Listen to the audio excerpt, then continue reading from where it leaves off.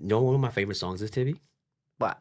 I'm giving this up, baby, before I blow my brain. I told you. Didn't I tell you? Baby, You did not like that song. You didn't like the... And I tell anybody gets on my nerves, I think you're doing way too much. Right? Like, come on. That song is fire. And then when he says, sit your ass down. Oh, yes. I lose my mind. But just like the whole vibe of it, and like you just know how to move in that song, because it just tells you naturally like how to move, and it's like a very 70s, like you just know line dancing how to move to that song. It speaks to his artistry too, the way he utilizes Layla Hathaway on that song. Yes. Yeah, because you would almost say, if you're not paying attention, you don't know she's there. Oh, if you're not paying attention, but she's utilized so exquisitely, well. Oh my God. It's almost as if nobody else could have done that besides Layla Hathaway. Okay, and I love how she scats at the end. And I just want, for the record, to say that you didn't like that song until I was telling you. I will look at the camera and say, she absolutely put me He onto did not that song. like that There was song. another song that I had from that album that I liked, and she heard me playing that song and says, why aren't you playing Why this aren't song? you playing this? This is the jam of this Literally song. with the energy. Have you heard it's not called Way Too Much, but have you heard the Layla Hathaway Anderson .Paak song, Luigi? Okay, so you know we do this right? You gotta listen to it. Okay. It's so good. I will text it to you. Okay, but you must have it in your life. And it's old school. It's layers. It's the layering for me. Like there's so many like different levels of emotions that it takes it speaks you to through. the writing as well too, right? How it goes back and forth. I just need Bridges to come back. Can Bridges come back? We have to explain to them what that is, because if you listen to somebody else's podcast, they'll have you thinking what a bridge is and they have no idea what it is. So I'm not going to be mad at them. I'm going to leave them alone. Okay. Leave them alone today. I'm just saying. I'm making a concerted cry to the music industry. No. And bring back Bridges. Well, you get Bridges. Right. You know where you get Bridges at now? At the concerts. You have to go to the concerts because the songs are algorithm 3 minutes. And can you key change it? Can you do a little key change? Yeah, for the bridge. Come on now. You do some modulation. Yeah. We can have a whole right, Luigi. If you stick with me, if you engage me, we can have a whole musical education conversation. But Luigi's like, yeah. All right, Luigi. Have you ever noticed how some people you don't meet are the ones you need to meet to find out who the person is becoming? Ooh. Say that again. Okay, I said that completely wrong, so I'm going to say it again slowly. Luigi, and I'm going to read it. You ever notice how some people don't meet who you are? They meet who you are becoming. Yes. Okay, I got it. Okay? Mm-hmm. And with that insight, somehow they know. And then without you knowing this, they stay. Because they identify that. This is very familiar. Goju Nation, Luigi, you're going to meet one of the most important people in my life. Industry rule number 4080. Let's go.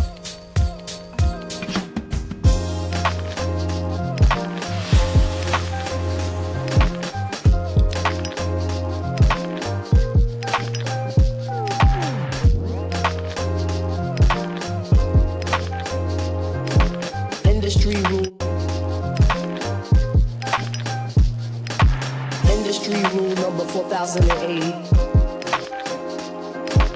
Industry rule number 4080. Record company people are shady.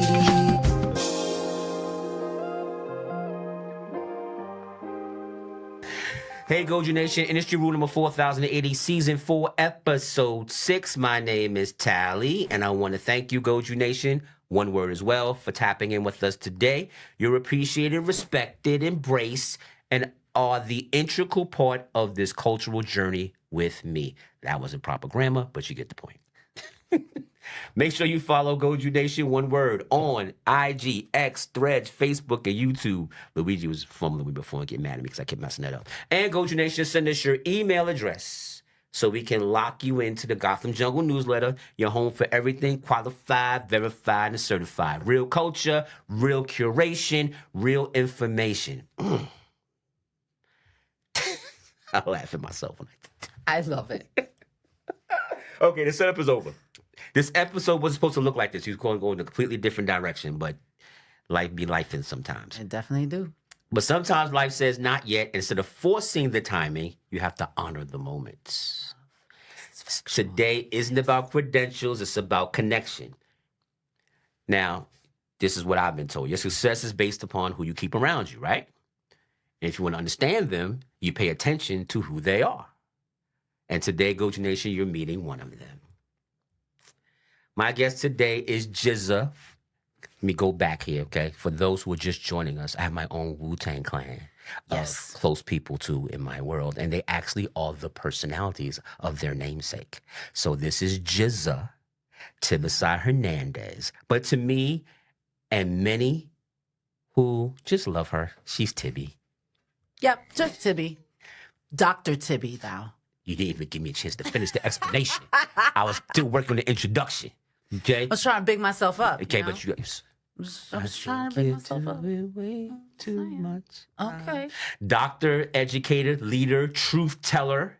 But more than the title, she's been in my life for over 20 years. Different versions of me. Different seasons. The same bond. Welcome, Tibbs. Thank you for having me. TNT. TNT, man. Doing it again. Oh, boy. Dynamite. This is going to be a different one. This is going to be a different one. Let's lay down the foundation so you can understand how important this person is to me. Tibisay. Question number one. We haven't gotten to the format yet. We were setting this up. Okay? Got you. How, and tell Goju Nation, how did we meet? So when we started to converse in life, we met at this little company that was a startup.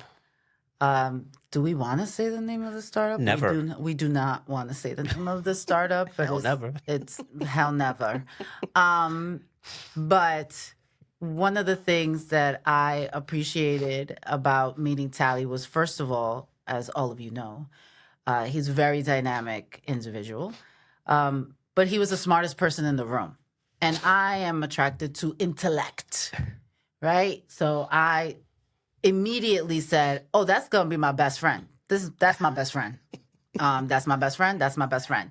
And everyone knew that Tally was the smartest person in the room. And that really made the founder of the organization upset, because that individual really wanted to be the center of attention as much as he decried that and pretended, to be self-deprecating. Tally was the show. Tally was what he essentially should have been for that type of a startup company, because it had to do with entertainment, things like that. And yeah, do we want to tell the story of? Yes. Okay. Please. So Whatever you choose. the bond became solidified, qualified, verified, certified. The bond became solidified between us when this individual brought in a consultant. I remember all the details. My God, I remember where I was sitting. Mm-hmm. And this consultant was trying to force Tally to open up his Rolodex to help the startup. But they weren't paying us anything. So Tally, and these conversations were happening out in the open with all of the other individuals from the company sitting around listening. And they were really putting Tally in a messed up position because they knew that Tally had these connections, but they wanted to use him and not pay him as such. And Tally said no. And they said, well, if you don't do this, then you can't work here. And he said, okay. And grabbed his stuff and walked out. And when he walked out, I grabbed my stuff and I walked out. And I remember the boss saying, where are you going? I go, I'm going with the talent. I'm going with the person in the room that's the smart person in the room. I'm not going to stay here if Tally's not here. There isn't enough here for me to stay here. So I'm going to go. And I followed him and he looked at me and said, what are you doing? I go, I'm leaving. He said, you can't leave. I go, no, I'm leaving. And we did. We left that day and walked all over downtown Manhattan and for hours talked. And we just became thick as thieves for over 20 years. That's a true story. Okay. Now, this is one of the reasons why she's Jizza. Because I'm asking the same question, but I'm asking with a different tone, and she'll be able to process that. What makes our connection genuine? We're the same kind of silly, I think. But we see each other. We see each other in ways that other people don't understand. So, you're a unicorn. I've always told you that. And I've always recognized that you don't walk out of a job after somebody who isn't a unicorn. You're a unicorn. So I recognized that right away from the moment that I met you, from the conversations that we had. And I knew that listening to you, I could grow and I could change as a person. You challenged me to think about things differently. And being, a young lady at that time, it was really important for somebody to see me as a person and not just as an object. And you didn't patronize me just because I was younger. You didn't make me feel like I needed to live more life in order to have value in the space. And you trusted me. You trusted me and you saw also my potential and who I could be. But we rocked together initially, I think, because we saw like we're the same type of humor. We're intellectually savvy. Culturally, we really love the same things. And our conversations can go from laughter to crying to laughter again to I gotta get off this phone. We've been on this phone for 3 hours now. Like we gotta go. Like our lives are here. Exactly. Oh my gosh. Knock knock. What's that? Oh, your life. You wanna get back to that? You wanna get back to that? And the answer is not really. but we reluctantly get off the phone. Have you ever told the story of how you have Goju Nation or where that came from? I don't remember the story. What do you mean? I do not. And here's why. Because I'm this person. Okay. This, done. Move forward. I don't sit back and say, let's revel and throw a party. I'm on to what has to be done next. We got this done. Now let's go do this. But you're creative and we like literally developed the concept together and now you're like using it. So what are you talking about? Okay, so we were obsessed with the Boondocks. Oh, yes. And we were walking around New York City and you had mentioned that the Boondocks is a branding bonanza. Like you can use it for so many different things. And wouldn't it be cool like if we started a company that had a Riley-esque type character that showed up on your screen and was like, hey, you gotta come over here, sucker. Blah, blah, blah, right? So, and making it the cool and hip-hop inspired and all of those things. And you were like, what do they call, but it has to be real New York. So what do they call New York? And I was like, well, New York's Gotham City. And then we were walking with another one of your friends. That's Elijah.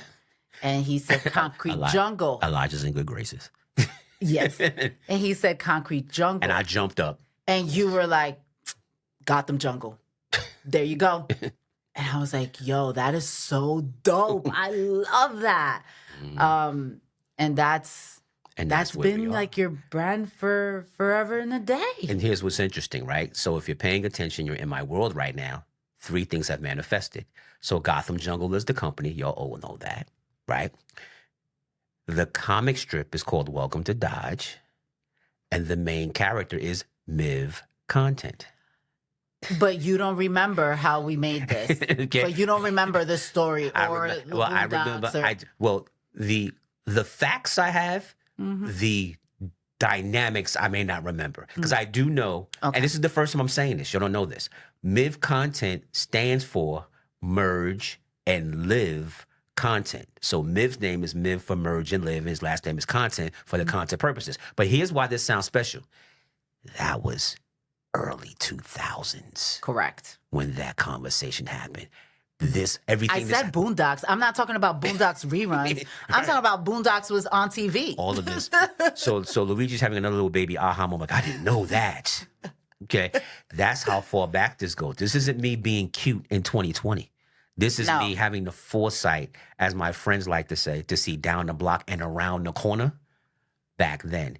And you're right. You were absolutely there. We had that whole conversation. We had a great conversation. And we wanted to get Aaron Magruder to... And we wanted to give it to Aaron Magruder to say, this is a great concept. How could you figure this out? Yes. And now I'm doing my own cartoons. Exactly. Wow. That's big. Oh, okay. So that... Okay, I'm shifting. Because she's going to get me sentimental. You're going to have me acting all crazy. I got to make sure we stay us. I mean, that's the origin story. Like that's true. That's like come on. Like, why did Magneto and Professor X fight? No, that's like you don't know it's Spider-Man that the uncle died and that's what kicked everything off. You know what I mean? Like I was there when the uncle died. Like that's what made it happen. I was there on the streets. What industry are you? I know what this is going to turn into. What industry are you in right now, and what does that work really look like day to day? So right now, I'm in the dreaded, to some, diversity, equity, and inclusion industry, but I'm working for state government. So it looks like chaos right now. Mm-hmm. And it's just a lot of trying to justify people's existence. Ooh. In spaces. That's an uphill battle. Completely.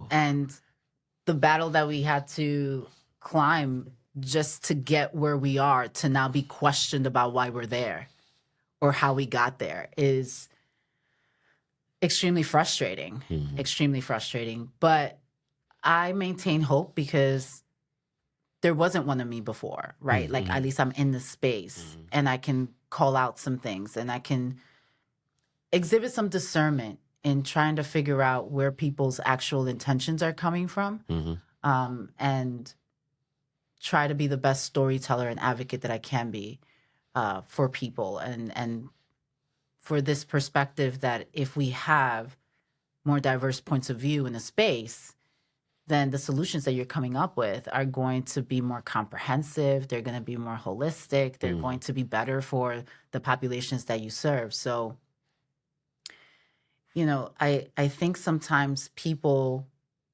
don't want to let you in a space because they think you want to take something out of it instead of put something in it, and contribute to it in a way, because you genuinely just want to see the product be something that folks like you can enjoy and can benefit from. Mm-hmm.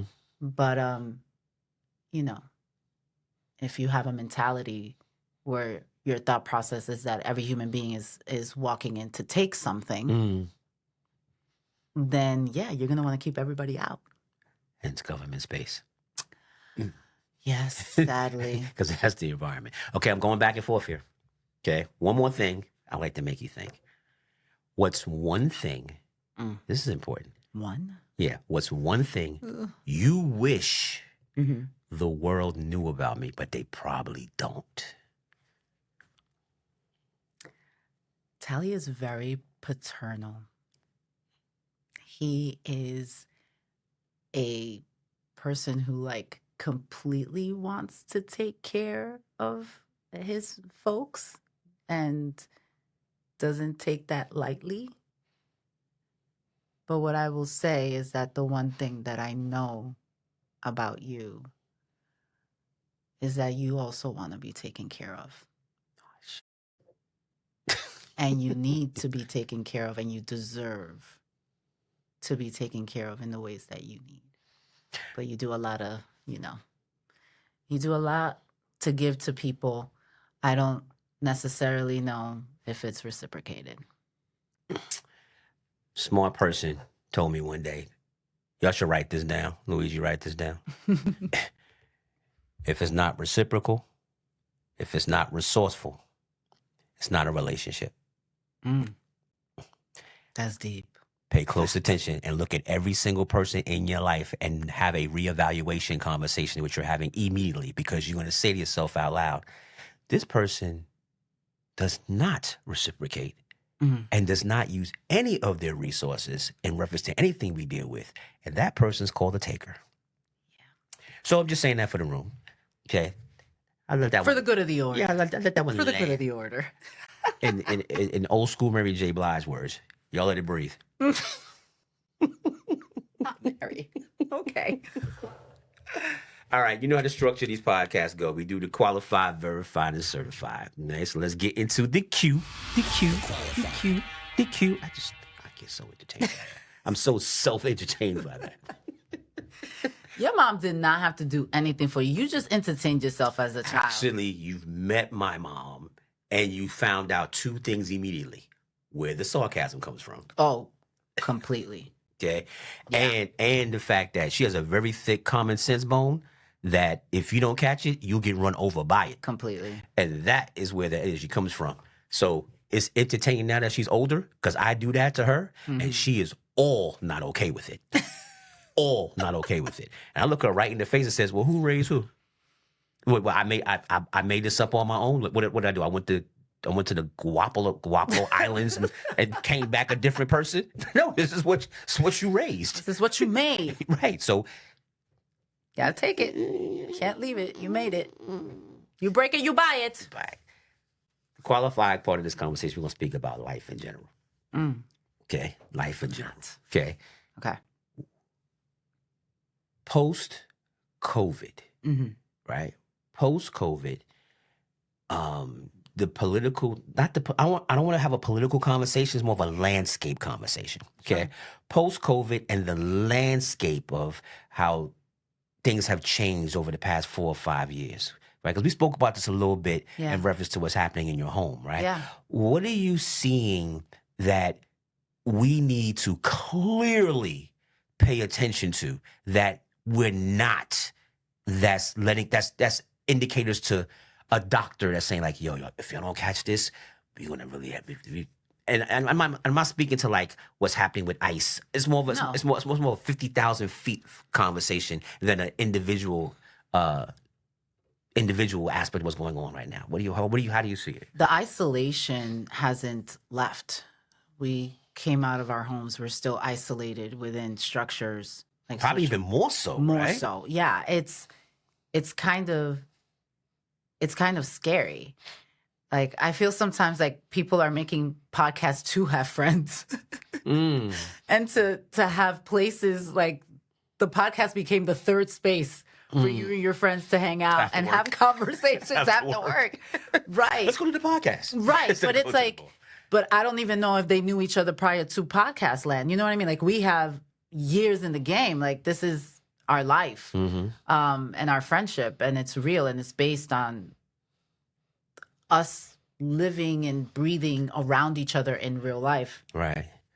I think that, you know, there is a crisis with men and how mental health is talked about, and we've been talking about this. I know that you said stuff that we aren't talking about right now, but that's what's scaring me the most right now is just the role models and how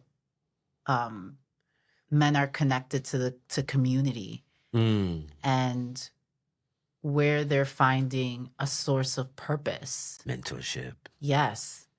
100%. What it really looks like. I like the phrase. I like this. I'm going to weave this back in because this is very strong. I like what you said about the people basically closing themselves off. It's almost like you said, what COVID and social media taught you is like how you could have a life to yourself. Yeah. And not a life with others. Right. Okay? And almost if it's a necessary evil you have to deal with, more so than being the norm. Right. Absolutely. That's amazing because that is very much when you engage with people now, even when you casually meet them, it's absolutely what door you have to break down just to be engaged to want to deal on a regular basis. You got to talk in memes. Right. You got to talk in memes. I just hosted a conference for young people. It was about 300 young people from the area where I'm at. And I literally had to go into my mental Rolodex of, okay, what do my kids say? What do my kids say so that I can say something to break the ice and be funny in the beginning? So I started off, I was like, I need everybody to have main character energy. No NPCs up in here. Tally, I did not know what NPCs was. Okay. And then my daughter's like, Mom, that's a non-playable character. I go, okay, cool. And I used it, right? Like I used it in the moment, but in my head, I was thinking about what are all the stupid things that I have had to ask my kids what they are.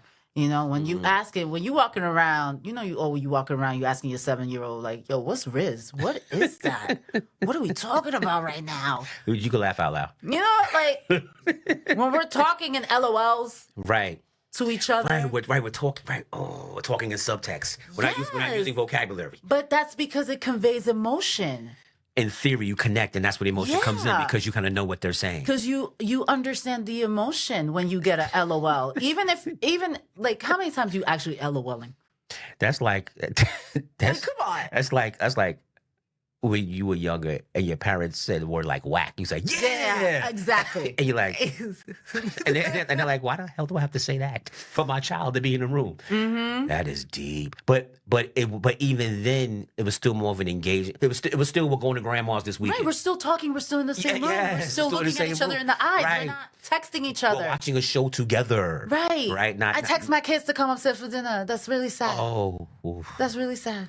Ooh. But like, I know that they'll hear me. What you have to look forward to, Luigi. I know. No, maybe it'll change. But no, I do think that how you use it though, like even though it's changed, because I don't want to be this person that's like, that like anti the parents, all of these things. Yeah, the parents that didn't want a cell phone in the house because you're a drug dealer. Oh my God. When it's just technology. Right. No next tells.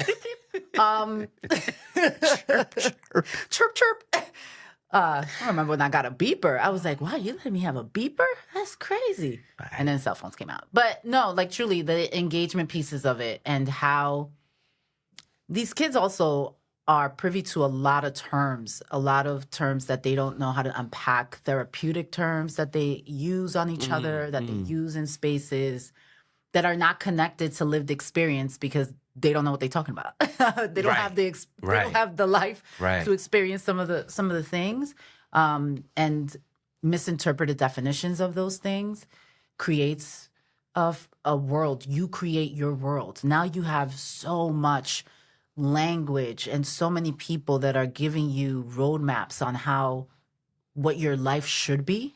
Instead of you living your life and experiencing it and feeling it out. Yeah. To figure out what it is. It's like we're all looking for these like roadmaps and checklists of how to live life and how to engage. Like think about it like this way, because this is I'm totally connecting to what you're saying. Think about it like if kids don't go to camp, right? If they don't go to camp, they don't know about bugs. Right. But in the example that you're giving, they think they know about bugs. 100%. But they're not having the lived experience of all going to camp. Right. To know what that is. Right. Or to know that brown water doesn't mean clean water. Okay? Right. It doesn't mean you can drink it or wipe it on yourself. Or the healing factors of mud. On a very small level, if you go to camp, you would know that, okay? But you don't know that if you don't. The squishiness between your toes, just like the fun of it, like the joy of life, those things. Right. And I think that there's a middle ground. We just have to figure out boundaries, like where are the tech boundaries so that connection can still be brokered on human terms instead of in technological spaces. Okay, we're going to be going all over the map because we trigger this conversation, okay? So that triggers another thought process, but I still want your energy on this one, okay? Because that's what I'm about to inform you, update you, Goju Nation. This is what China was doing with TikTok, okay? But what was not happening with the American version of TikTok, okay? You go on TikTok in China, you have a time limit. You have to do some studying before it's activated for you to have free time. Right. And that studying and learning was STEM conversations that you had to be informed of. And once you were on it, your parents were it activated that you were on it. Okay. And the parents could put a time limit on it. So literally in China, you jump on TikTok and you can't watch cat fighting videos. You have to you have to study some science, you gotta study some math, you gotta study some technology, you gotta study some engineering. No cat voiceovers? Okay. Oh. And you have to do that for a certain amount of time. And that activates your free time on TikTok, which then has a timer on it of how long you could be on it. So you can have frivolous time. Okay, with child blocks, but you're not on there for 2.5 hours. Right. Okay, so that speaks to your point of bracketing an environment. Right. So when it's time so guess what? They don't have to tell their kid, come to eat dinner, because the phone cuts off. Now, I ain't saying I want to live in China, though. You know what I'm saying? I just want to make sure that people understand. That's another conversation. That's another conversation. I get exactly what you're saying, and the thing is that we're in this black and white, everything is either right or wrong world, right? This there's a lot of self-righteousness, which is the enemy of progress, truly. That's why I'm always floored by that. But yeah, I do feel like there has to be some getting back to community, and it's wild because where I see people like linking up is on podcasts with their friends, and like, you know, little kids coming together now and having like their like little dude podcasts. But we just have to also understand that opinions are opinions, and, you know, letting people see behind the curtain of how you think and feel. It's a snapshot of you that's living on the internet, whether you're typing something, a comment, whether you're creating a podcast, whatever content it's a snapshot. We also got to let people grow. Can we just let people grow and evolve and get new information and not demonize folks for being where they were in a particular moment in time? Right. They don't know what they don't know. Right. What they do know, let them find out, let them make mistakes. A little bit of grace. I just don't, I feel like right now we don't have a lot of empathy because there's not enough human connection and not enough spaces where people are actually actively together and learning how to deal with being uncomfortable. It's uncomfortable being with people, y'all. You got to deal with it. You got to figure out how to deal with it. How to manage that. You got to learn how to manage that. Right, and you can only do that if you go around people. Right. So those pieces of it today, I think, are things that we have to figure out, because what it's leading to is more and more anger, more and more fear of the unknown, lack of empathy, understanding, and communication skills. And when you can't tap into your feelings to communicate them and be vulnerable and honest about where you are, you're raging against the machine every day. Okay, this is going to be great. I love this pivot. So this is where I bring in 2 letters, AI, okay? Because literally we are 2 years away from a kid in the 4th grade having all the information he needs to graduate from high school. Okay? And we could talk about that in his own box. Okay? But being that all the information will be there, and once a kid can communicate clearly about their name and stuff like that, they can find all the information they want and learn everything they want. You could tell AI, tell me about the War of 1812. It will give you every single thing you need that a teacher would ever tell you, right? So what that turns into is that what's lacking is everything you just said. Okay? So here's what I sense may be happening. There's going to be a paradigm shift of what education represents, because the information is no longer an issue to retrieve and to teach. It will be everything you just said that's not happening. It will be interaction. It will be people skills. It will be how do you act in certain environments. It will be etiquette. It will be physical education, because we're not going to let you sit here and vegetate. You got to get out and start working out. You got to start teaching people how to be human. And I'm saying that, I'm literally seeing that as a paradigm shift, whereas this generation is growing up that you go to school and then you're active afterwards. It's going to be the information is there. So go work on being active. active. The problem is that present. people think that education is information, and it is not. You do not learn. The information was there before the AI. It was in Google. You could Google it. You could get the information, right? But you don't learn. You don't learn just mind to mind. You learn heart to heart too. Okay. And that is what people don't understand. That was a bar. You know, like when you think about your favorite teacher, do you see them in your head? Yes. Tell me about your favorite teacher. It's my mentor that was in college, and you're 1,000% correct. It has nothing to do with what she taught me. Well, what was it then? What, like, if you had to describe her, what was great about her? What I'm saying is that she showed me the part of me that I'm not even tapped into. Right. Okay. Right.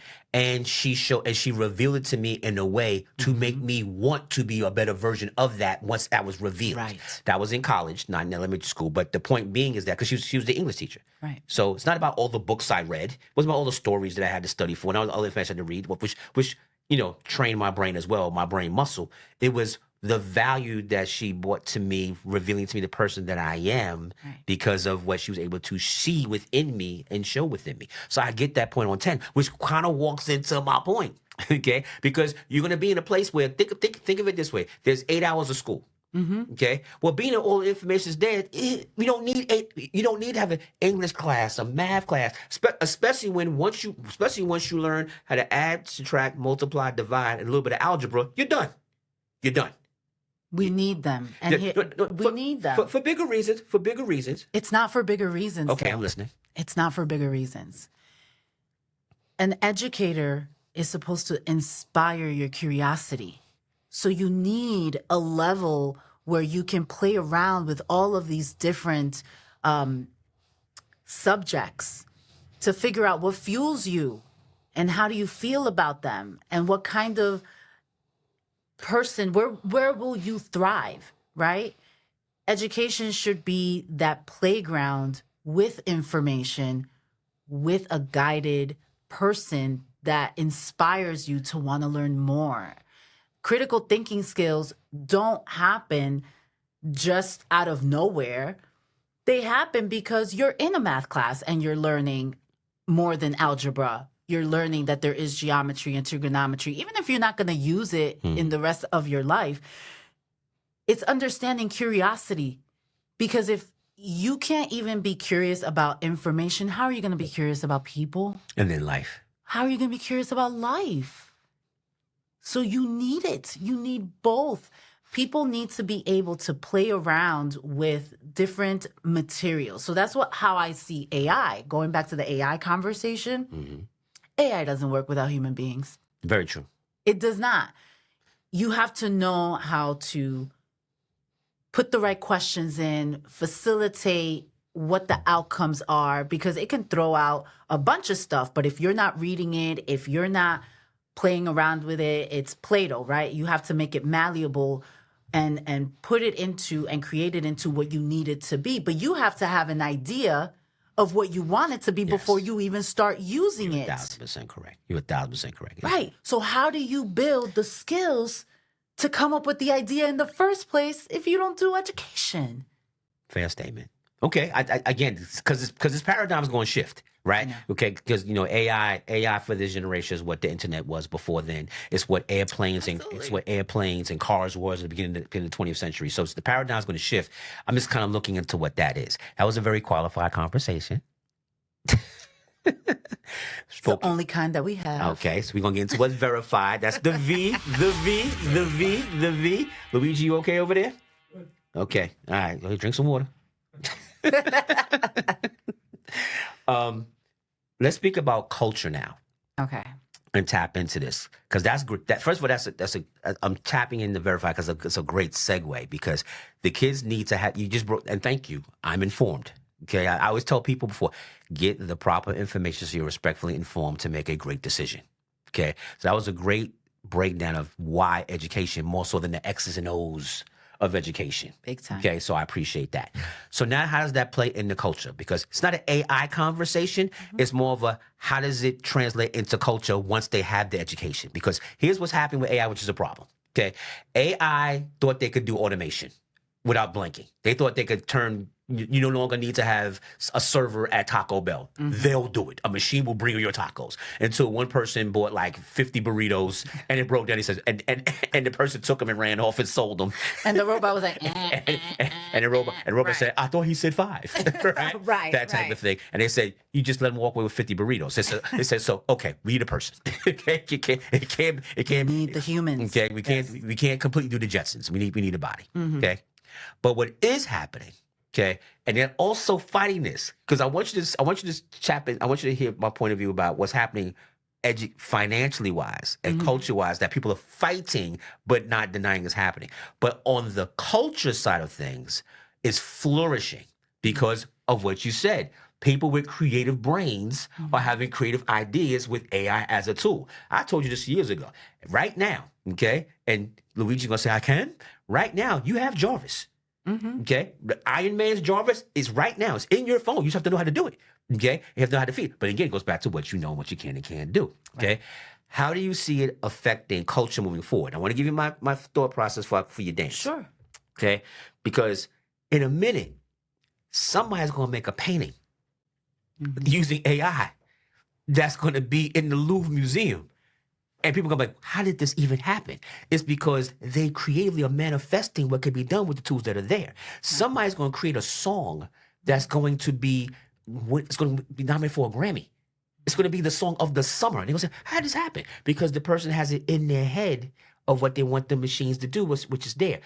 How does that affect culture?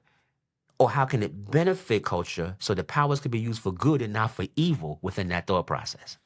It's really hard. Like, I have a teenager at home that is an artist and despises AI. She does not want me to look at AI. She said this is taking away artistry, creativity, people's jobs, and also hurting the environment.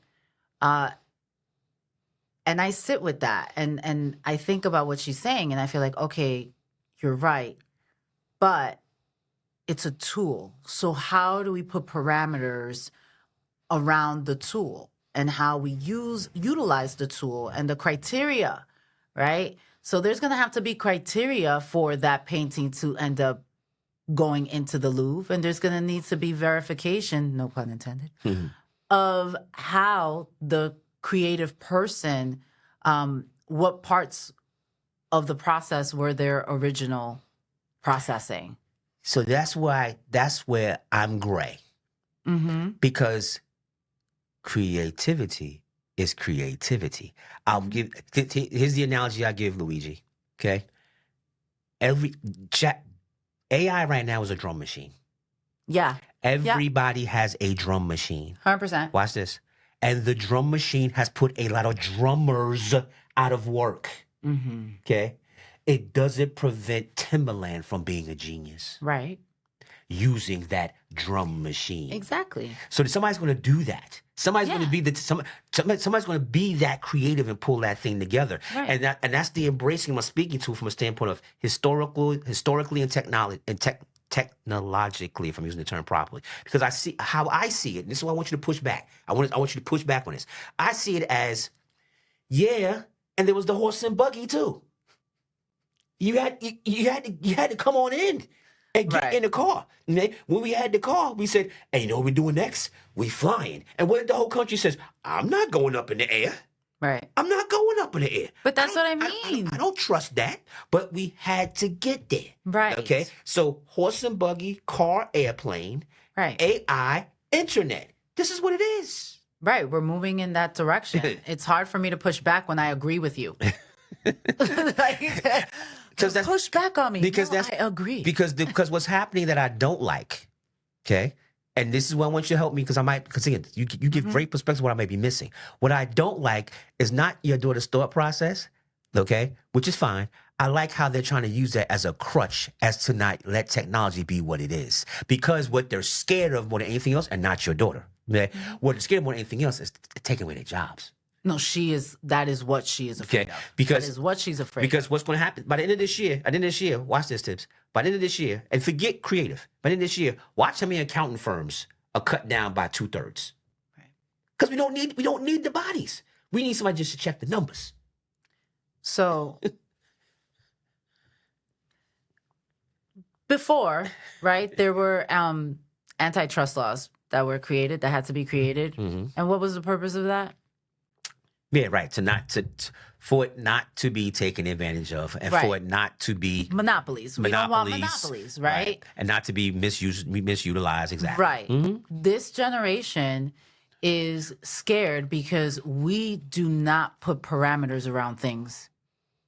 We do not put rules around things. Mm-hmm. We do not put limits. And I think that they're seeing that. Right. And they're seeing this profit over people mentality take over industries. And by the time that people wake up and say, oh, no, we actually do need the cashier from Taco Bell, someone else got fired. Mm-hmm. Someone else got hurt and harmed. Mm-hmm.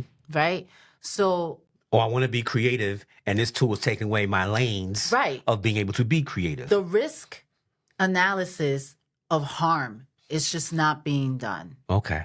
And I think that that's where a lot of this generation doesn't have confidence in us as the adults, because we're not doing what we need to do to stop certain things from happening that are harming a lot of people. So this AI feels very, very much like a tool of destruction, very atom bombish, right? Mm-hmm. Because people do not see morality, consciousness, critical thinking, and most importantly, the human impact of things is not being considered. And when they're looking around culturally in other areas of how human life is almost like the last bastion that we have. Yes. Right? Now you're gonna attack our creativity. Now you're gonna take away this. Like you're blowing up lands, you're killing kids, you're not caring that Netflix is buying Warner Brothers. Like there's a lot. There's a lot. Mm-hmm. There's just no feeling of like there's parameters. I can receive that, right? So Netflix is gonna buy Warner Brothers, right? Mm-hmm. That means we're gonna get no more like cartoon movies, like, or you're gonna have your AI machine make the next Bugs Bunny. I don't know, right? But that's right. I'm saying it at its lowest common denominator. Like that's how it's being perceived. Exactly. Right? You mean like we're not even gonna get a like classic movie, especially for those that don't know. Like think about the genius of like Roger Rabbit or Baby's Kids. wanna. Come on, man.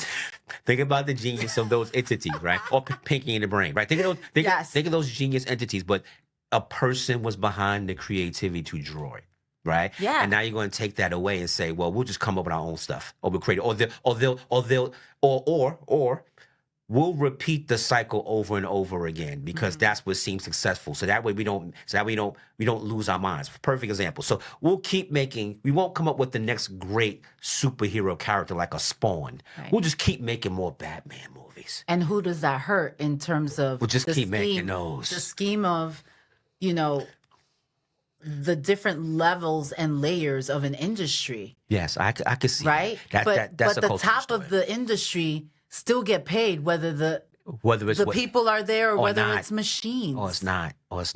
That's again, you're giving me perspective I'm paying attention to because you let's go back to our favorite comic strip, right?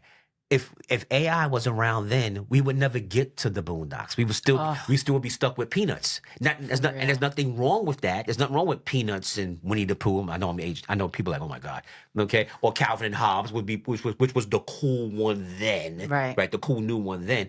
But you never get to a Boondocks if that creativity is not allowed. And then what generations are doing now, speaking to entertainment or media, whatever the case may be, they're regurgitating the same types of things. So whether it's a sports analysis show with different bodies, same commentary. Let Stephen A. Smith go. No. I'm saying that you like this. So it's ESPN and there's Fox Sports, right? Then Netflix has decided they want to be in sports. Right. There's still NBC, ABC. How many times can we talk about the same thing? Mm-hmm. Okay. Whereas when we kind of came up, what made it kind of special was that unique people had unique things. So for example, baseball wasn't everywhere. It was on 2 channels. Right. So for that, there was something to that. Like, I do not care about sports, but I will watch Shaq do almost anything because he's hilarious. And I can say this to you, and you knew back then that Shaq was on NBC. Right. See? Yes.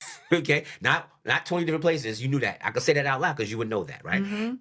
So there is something to that. Again, you're feeding me dialogue so I can bleed off of this and kind of see how things are, because I see I'm not saying I see the black and white of it, because I see it to a certain extent as an equalizing thing. Okay, and it's different because, for example, watch this, because people of a certain age, a certain seasoned, okay, that sometimes get pushed to the side because they're no longer around. Okay, well, now they have an equilibrium. They could be just as smart in the room. Okay. They don't, though, because what they'll do is they will paywall it. No. They will change it. I'm speaking more industry. Okay. Okay. So if you are in construction, okay, and you can no longer pick up the cinder blocks anymore, it does not mean that you don't have the means to open your own company, bring in your own people, open your own staff, and have all the tools to help you get there with less resources to make it happen, and still be a very viable construction company because of what these tools provide. I don't know. And that's how it's being used. But at minimum, you have the expertise, experience, along with the technology to help make it happen. I don't know. I think you have the documents, but that doesn't mean that you have the business acumen. That doesn't mean that you know how to necessarily hire the right people to do the right jobs or the right things. But this is us having our great pushback conversation. I'm not disagreeing with that. I'm saying that there are some people that have all of that. Here we go. Let's go back to a conversation we had before, okay? Ebro with technology can hold his own radio station. Right. Okay? Ebro. Okay? But he can't. No.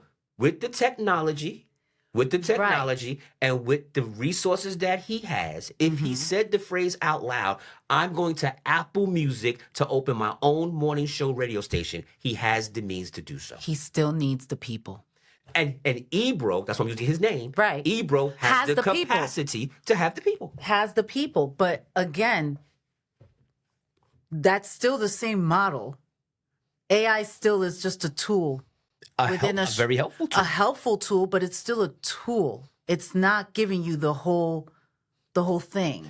I think we're saying the same exact thing, because I agree on the other side that I've just seen a lot of people who are not intellectually savvy, even with all the resources and all the information in the world, they can't do it. They can't get it off of the ground. So there is an element. I don't know if we want to think about this as a frequency, a soul element, a universal, a quality, an intangible quality in someone when they are able to do something or not able to do something. Okay. And I don't think AI replaces that intangible. I'll make it simple. Okay. And because I agree with you. On that one. Okay. If a person got it, they got it. Right. It wouldn't matter what's happening around the situation. That's what Tibi's alluded to, and that I 1,000% agree with.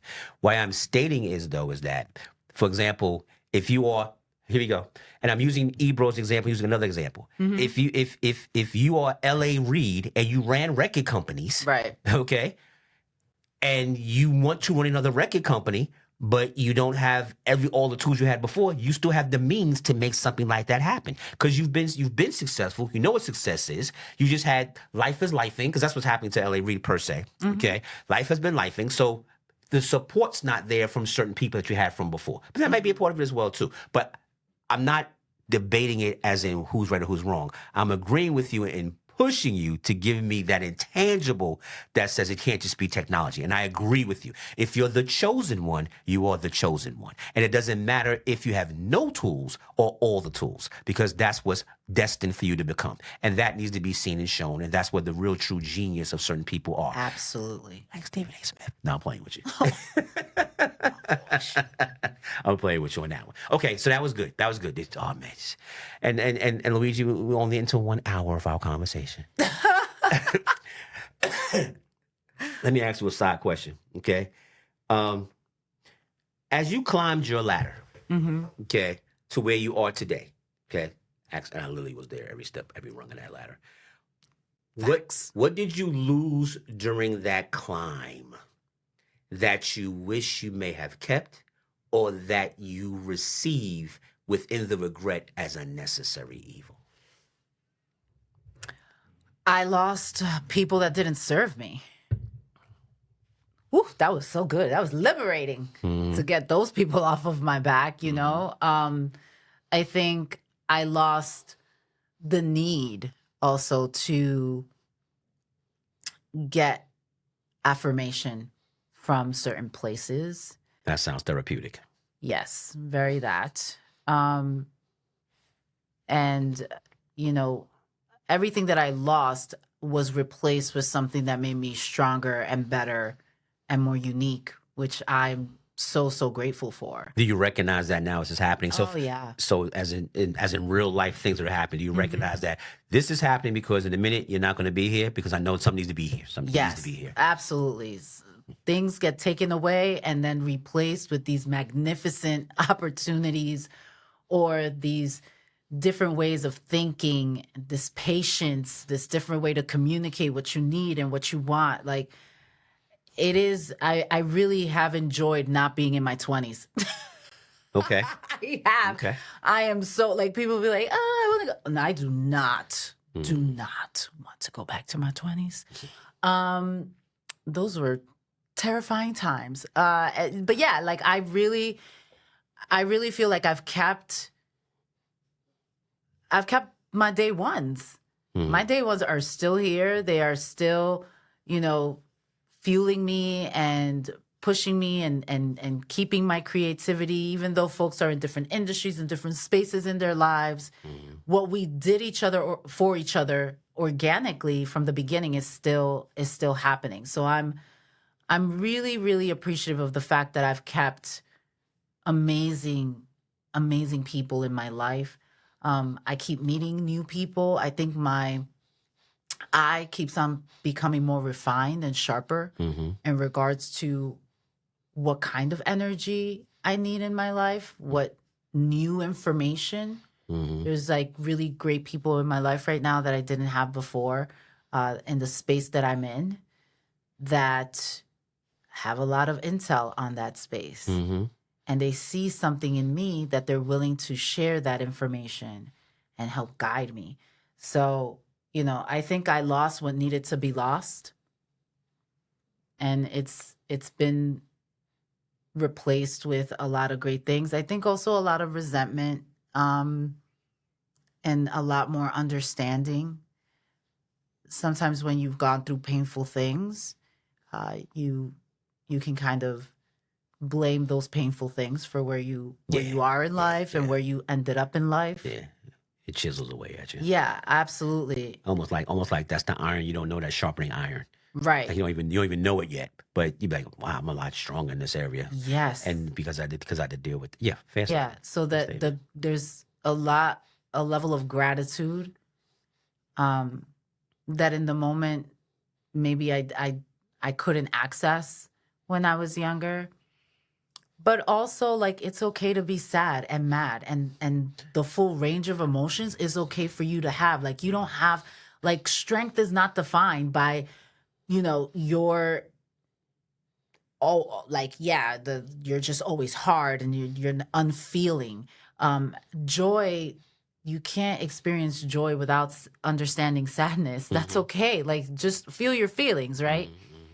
So to me, I think that also having children and being in my relationship is what I think really sharpened me to do D&I work. Okay. For sure. Okay. What I totally embrace of that answer is that it didn't come with a sense of regret. It came with a sense of necessary, right? Definitely. And then being necessary, how it fed you. And then how you fed you, it turning into gratitude of receiving and saying, I'm thankful that I went through that journey. Yes. That's a big one. I'm in a gratitude place too. I'm in a very I don't live in Israel. You know what I'm saying? I'm very much like I don't have to deal with the cold and the drama of being, in another country. Right. And even stuff like I'm here now. Like even stuff like, the bed is warm. Mm-hmm. But I'm also in a place of like, it's really hard to raise a teenager. Right. And sometimes I really find it hard to be in the house and around some of the stressors that are happening, or to be a bystander as my kids are learning those hard lessons and not be able to fix it. It's a lot of fields of all the fields. You have to. But it's like, it's okay. Like sometimes we just run away from sadness or anger and all of those things. And it makes us not be able to recognize those feelings in other people. And again, brings us back to the rage. Mm-hmm. I had a lot of rage in my younger years. She's a Taurus. A lot. Yes. A Taurus sun and moon. So Taurus on Taurus on Taurus. So yeah, I had a lot of rage, and I didn't understand even where it was coming from. And it was this like expectation of what my life was supposed to be and look like, and right. anger that it wasn't that. Right. And it's or just timing like, of when things weren't happening. Right. Mm-hmm. And it's like, yeah, but if that would have happened then, I wouldn't be here now. Right. It would have completely changed the trajectory of all of those things. I feel the exact same way. There's things I'm doing right now that I would have never done if I kind of stayed on the perceived trajectory, right, compared to the one that was destined for me. And you have to kind of know what that is. So right. That's great. That's great. Okay. I want to go into something else. Okay. Let's do it. Uh-oh. How are we feeling about, because we do this all the time too. How are we feeling about, but are you a Yellowstone person? No, we've talked about this. She has to change. You watch the comments come in, talking to you. I am sorry. Crazy, talking about you crazy. I will watch. How are we feeling about the new Game of Thrones show that's going to start this weekend? I'm excited. We're kind of getting into certified now, so you could drop that, Luigi. Anything, listen. The C. Because here's what, I'm switching it because I know how heavy our conversations could get. Okay, and we'll be fine. You don't want to cry. Right, and we'll be fine. You don't want to cry. Yeah, but I'm gonna save you from that one. I want you. He don't want to cry. I want you. He don't want to cry. Mm-hmm. What? Mm-hmm. Mm-hmm. Mm-hmm. All right, I'll accept that challenge. I accept that challenge. I'm grown. That's why we gotta go to Game of Thrones. Okay. We gotta go to Game of Thrones. Uh-huh. Oh, I'm ready to go back and say I don't give a crap. Uh-huh. It's okay. No, we are going back to Game of Thrones. Yes. Okay, but we shall. But feeling all the feels is very relevant. Okay, yeah. That's something I had to learn. That's a hard lesson I had to learn. Okay, and what we have done, which is great, we have felt the feels with each other in real time. Oh, in real time. In real time, like with real situations. Heck real yeah. situations. It had nothing to do with I need this, so I need that. It has more than what just the way where our lives were going, what we were dealing with, who's in our lives, we were dealing with, and the impact it had on us. We actually, and I challenge everybody that's watching this to have one of these. You have to have a person that will answer the feels when it's time for you to feel. Yes. Okay. Not just, I heard you, it's okay. No, they got to sit there with you as you scream and yell. They I'll gotta add something. Add something. With something. I'll add something to that. They have to see you. Because when you're in that raw place of feelings, you don't see yourself. You don't remember your potential. At all. You are completely blinded. And that person is your grounder, right? It grounds you back. That person takes you back to, no, Tibi, this is who you are. You need to remember who you are. Remember, Mufasa. Remember who you are, right? But you do. You need someone to remind you of what you overcame, how hard it was, and that you made it through. Who those people are. Right. Because when they affect you, you sometimes subconsciously empower them in ways you don't need to. Heck yeah. And somebody has to sit back and say, you know this person is this person. And I am great at that. I am very good at that. You know. And when I say that we felt all the feels, we've had conversations that we've had engagements, whereas another person in our family would say, I don't like that person because you shouldn't be talking to him about that. Okay, that's none of their damn business. We don't tell our business. Okay, and it's not even about a family business thing. It's about because sometimes watch this, because sometimes it's the family that's the problem. Sometimes. Okay. That's 99% of our So within that, you got to sit back and say, you know how your cousin is. Always been this way. As much as that person upsets you, you know how. Okay, I'm gonna say a name. I'm not gonna say a name because don't say a name. I can't give it to him. Okay, just telepathically throw it to me. But I'll say, but Tibi will say, you know how that person affects you. You know you shouldn't be calling that person. You know that person is a distraction and they ain't on your level intellectually or nothing, but you get something from them. And then sit there and look me right in the face and sit there and say, so why are you doing this? So why are you doing this? This is crazy. And this is reciprocated. And it's and the reason why it's so important is that you have to have somebody that can look at you and see you, as you said, see you as you are, see you for what your potential is, and have the right mechanism to put your train right back on the track and dream with you. Right. So once that train's out the station, you're like, I got the battery in my back. I'm good. Oh yeah, and that's the best part. That's the best part. When you're like, oh, I got this. Yes. No, they just bulked me up. I got this. I'm like, and then you take, and then when you're strong enough, you can say, all right, I've said this stuff plenty of times. All right, take off. Yes. You good? Yes. You good? You don't even know more. You good? Take off. You have your notes. Take off. You have your notes. Go ahead. But yeah, you need that. You need those friends that are just gonna consistently remind you of who the heck you are and your power. Agreed.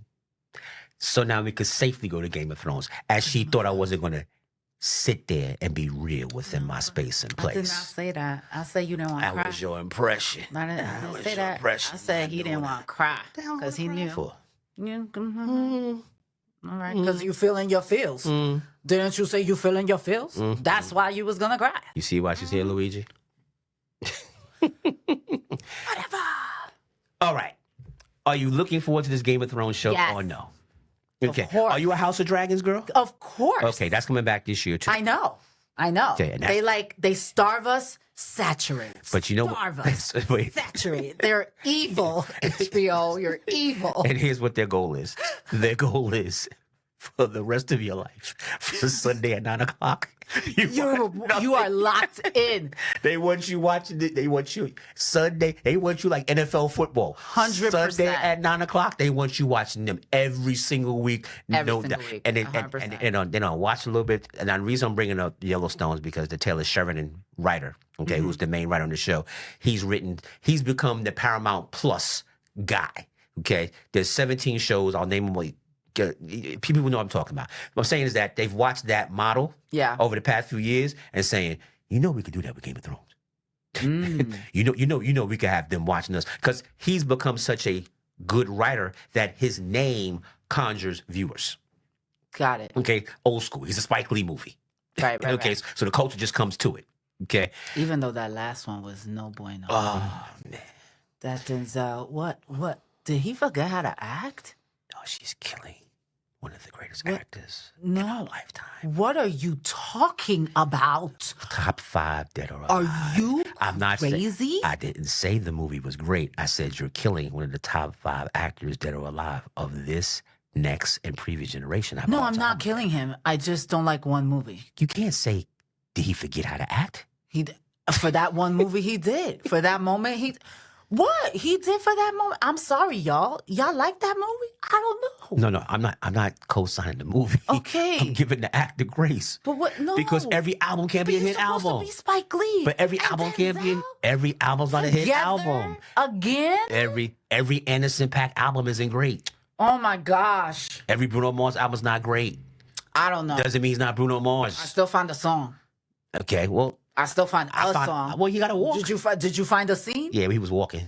Did you find the scene? Yeah, because when Denzel does that walk, he's the best walker. He's the best walker of all time. I don't know. Tom Cruise is the best runner of all time in a movie. You want to see somebody run? Watch Tom Cruise. You want to see somebody walk? Watch Denzel. Okay, cool. I like that he walked in that movie. Again, I'm just giving him grace. The walk was great. She's killing him. She's killing him. Can't do. She's killing him. No, I'm sorry. I'm not saying I love the movie. I'm not saying it at all. Two things can be true. Okay, we can do that. Walked We can say very that. well. We can say that. We can say that. Into a terrible acting. Oh, see the murder? See the murder? See the murdering at the end? I love Denzel. See the murder at the end? He had to redeem himself. He had to go to Broadway to redeem himself for that movie. It was so off on a tangent. I'm so sorry. Apologies. Okay, now the reason why I'm bringing up Game of Thrones is because I always have the feel of the show. Okay. You remember the characters and the situations. Yes. Okay. Yes. So what are you looking for with House of Dragons? Well, hello. It's war. Officially. They killed my baby. They shot the baby out the sky. And every time that a child dies in these scenes, it's like my child. Like You're not okay. I am not okay. I am okay. not okay. When they killed her son off of that dragon, that jerk, oh my God. I literally, my husband looked at me and he's looking at me. He's like, "You're crying for your son. You're not crying for the TV." I go, "I'm crying for both." I sobbed. It was done with vicious venom as well too. Oh my God! So now we're in war. And that was the only problem with House of Dragons last year. The season finale was trash because they had a stick. No. I know it's a setup. It's a setup. Yeah, but but the son didn't die in the finale. The son didn't die in the show before the finale. I know. So we needed a war the next episode. No. You can't start the war and then end the season. That's worse. This is the setup. This is what we did. This is the setup, okay? We gotta put the foundation on what this war could be. And that is what they did with the season finale. So, of course, I'm looking forward to this next season because this is going to be all-out war. It better be. And I want to understand if one of these characters is the Night King. Oh, well, because I'm in conspiracy land in my brain. No, one of them brothers is the Night King. It has to be. One of them brothers is the Night King, it for sure. Has to be. Okay, because the other part, they're giving us, first of all, if you close your eyes, they look just like them. I know. That's number one. Exactly. And number two. He rode the dragon. He rode the dragon. Right. And don't forget, in Game of Thrones, when the Night King rode the dragon, he rode the dragon with expertise. It wasn't like he had to figure it out. Janky. It was almost like, he's almost like, that's my guy. I just had to flip him.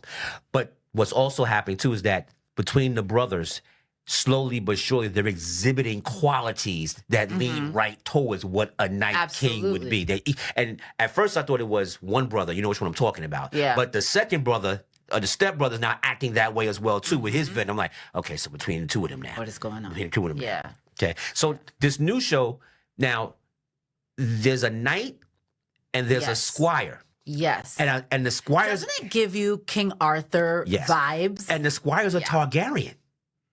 It's very sword in the stone. Yes, he's Targaryen. So he's related to them somehow. Yeah. Now, I didn't love the trailer till I saw the squire start talking. He is quick with the wit. He's quick with the mouth. He's got good sarcastic statements. So he's going to be fun to watch. And then you're going to see how they're going to play him because this show's 100 years before Game of Thrones. But does this night lead to the Baratheon line? This is where I'm headed. Right? Because he's a Targaryen. Yeah. And he's going to lead to the... So if we're doing conspiracy theories, this show is leading up into another show that'll be created that's right before Game of Thrones starts. It better. Okay? That's the thought process. Because we're 100 years behind on this one. So his knighthood has to become what the Baratheons turn into because that's what I need whoever has read these books to comment. Like, is there? I don't read the books, so I don't know about that. But like, is there a book that gives you the right that connects that dot? Right. Is there a person that's not here that's read the book? Right. And we're basically saying, of course, that's what happened. Stupid. Yeah. We haven't read the book. But we haven't read the book, so we don't know. So I don't know. Yeah. No. But yes, I'm excited. I am so excited. I mean, they do it right. Like the sets, this is what we're getting. The story, the vastness of this world is like incredible. And then just like with House of Dragons, the characters that we discovered. We were so into the dragon aspect of it because we want to get dragons all day. Yeah. Well, we found characters that we like as well too. Oh, absolutely. Right. So that's part of the part for the. But my thing, what I'm scared of on some RuPaul is like, don't f it up. You know what I mean? Like, don't mess it up. And also don't go too cultural where it kind of turns things off. Like, for example, like remember in House of Dragon, not that it didn't have to happen, but I wasn't in love with the incestuous timeline. Okay. I would be scared if you were. Okay. But I'm saying, but the way they played it up as if it, maybe say it differently. It wouldn't have lost any quality. If it wasn't incestuous? Right. No, because that's how you know they turn mad. Okay. The incest makes them mad. I'm fine with that. I'm fine with yucky. I'm fine with the foundation of why they're mad, right? Because they're incestuous left and right, so we know they're mentally in their head by the time we get to the current generation. Right. But with that being the case, I'm just saying that the depth of what they went through to show it. It could have been done without the. Did it make you uncomfortable? I think the goal of trying to make it uncomfortable is not totally necessary at this point because of how people are invested into the show. They could just tell the story, not over-tell the story. We're invested. I agree. I think the uncle taking her to the brothel was so But again, I think that the discomfort adds to some people's like curiosity about it. It's not my cup of tea, but I sit through it and I watch it. Yeah, that's true. And they get their coins. Yes, so. they get their coins. They're there. Luigi, I'm gonna ask you a question I never asked you before because this light is killing me. Where we at time wise? 1:16 hours. Can you believe we spoke for 2 hours? What? Yes. What do you mean? This is what we do. You said, come be on the podcast. I'm like, oh, so we're going to talk like we talk. I'm editing so much of this. Why? Because I make my voice of you and it's like crazy? No, it's perfectly fine because I'm about to give you another hug because you know how much I appreciate and support and love my sister. A Curious Space. Yes. Let's give him some dialect on what's going on there. Sure. So Curious Space is leadership and training company that I have. And it's really about creating customized trainings for folks. So depending on what leadership issues might be happening, just sitting down with me, talking through how we can get people to better communicate, to become more emotionally intelligent in their work, and to be more strategic about how they do things. But I'm really a people person and people-centered educator. So, folks can definitely reach out to me and we can have conversations of how I can assist. A lot of the curriculums, there's some canned curriculums that I have and trainings that I do. But a lot of times I get asked to come in and just have conversations like this, like a lunch and learn and kind of give people perspectives on where we are on things. But I will say that my favorite thing that I get to do through A Curious Space is hosting. So when I do conferences and get to kind of hype up the crowd and make those connections with people and get them excited about learning, but most importantly, getting them excited about ensuring that we have a better future together, whatever that looks like. So yeah, you can find me on Instagram at A Curious Space, and you can also find me online at a-curious-space.com and reach out to me.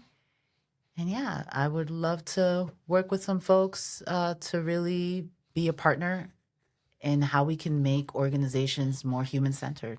More human-centered. Did you catch that common denominator? Within every conversation that we had today, whether qualified, verified, or certified, right? The human connection part was probably was the definitive guiding common denominator throughout the whole conversation. Absolutely. Bringing it back to such. Because what we're not doing is we're more separatist. We're not being more together. And we need to be more interdependent and leaning on each other and working with each other to bring things together so that that proper person, that uses the AI is in place. Right. Because what we're doing right now is that's not the case because of how things are currently right now. It's really funny, though, Tally, because that's the only way we survived.